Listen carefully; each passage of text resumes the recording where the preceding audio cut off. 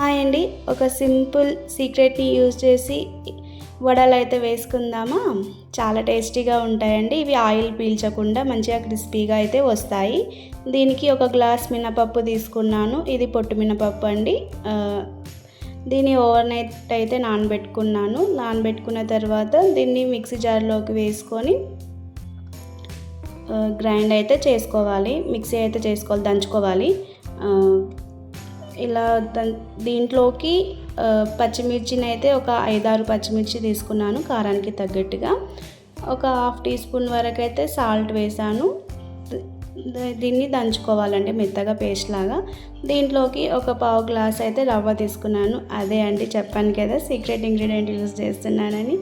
రవ్వ అండి, ఇడ్లీ రవ్వ. ఇది ఇడ్లీ రవ్వని వేసి మంచిగా కలుపుకోవాలి. దీంట్లోకి కొత్తిమీర, కరివేపాకు, ఉల్లిగడ్డ, కొత్తిమీరని కూడా వేసి కలుపుకోవాలి. మంచిగా కలుపుకున్న తర్వాత వడలాగా చేసుకొని, ఆయిల్ అనేది ఎక్కువగా హీట్ అనేది ఉండకూడదండి. మీడియం ఫ్లేమ్లో పెట్టుకొని మీడియం హీట్లో ఫ్రై అయితే చేసుకోవాల్సి ఉంటుంది. అయితే మనకు మంచిగా లోపల నుంచి అయితే ఉడుకుతుంది, లేదంటే పిండి పిండిలాగా ఉండిపోతుంది. ఇలా వడ షేప్ లాగా వేసుకొని ఆయిల్లో డీప్ ఫ్రై అయితే చేసుకోవాలండి. ఇవి మంచి గోల్డెన్ రంగు వచ్చేంత వరకు అయితే ఫ్రై చేసుకుంటూ ఉండాలి. ఇలా మంచిగా గోల్డెన్ బ్రౌన్ కలర్ వచ్చిన తర్వాత, గోల్డ్ కలర్లోకి వచ్చిన తర్వాత, ఎర్రగా వేగిన తర్వాత వీటిని ఒక బౌల్లోకి అయితే తీసుకోవాలండి. ఇవి చాలా క్రిస్పీగా ఉంటాయి అండ్ ఎక్కువసేపు కూడా అట్లాగే ఉంటుందన్నమాట, మెత్తబడకుండా. అండ్ ఆయిల్ కూడా పీల్చవు, చాలా టేస్టీగా ఉంటుంది.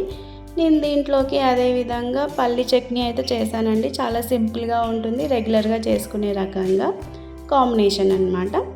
దీనికి కావాల్సింది పల్లీలని మంచిగా మీడియం ఫ్లేమ్ పెట్టుకొని మంచిగా పొట్టు మొత్తం ఊడిపోయేదాకా వేయించుకోవాలి. తర్వాత కొంచెం నూనె పోసుకొని జీలకర్ర, చింతపండు, పచ్చిమిర్చి, అట్లాగే కలమాక కూడా వేసుకొని మంచిగా ఫ్రై అయితే చేసుకోవాలండి. ఇలా ఫ్రై చేసుకున్న తర్వాత చల్లారిన తర్వాత ఎల్లిపాయలు, సాల్ట్, పల్లీలను కూడా వేసుకొని మంచిగా పేస్ట్ లాగా చేసుకోవాలి. దీనికి తాలింపు అయితే పెట్టుకోవాలి. తాలింపుకి వచ్చేసి ఎండుమిర్చి, కరివేపాకు, జీలకర్ర, ఆవాలు, నూనె వేసి తాలింపు వేసుకుంటే సరిపోతుంది, అంతే.